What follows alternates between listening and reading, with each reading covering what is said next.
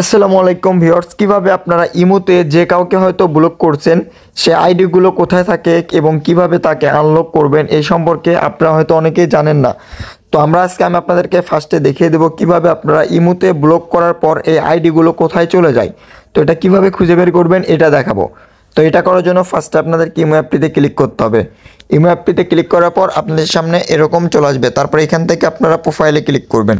Click করার পর security and privacy নামে একটা অপশন দেখতেছেন, এটার উপর টাচ করবেন।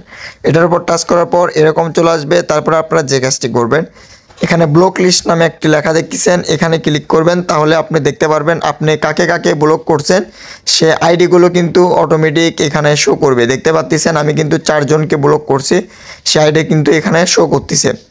তো আপনিও যদি চান সেক্ষেত্রে আপনি যদি কাউকে যদি ব্লক করে থাকেন সেক্ষেত্রে কিন্তু তার আইডিগুলো আপনি খুঁজে বের করে তাকে আনলক করতে পারবেন।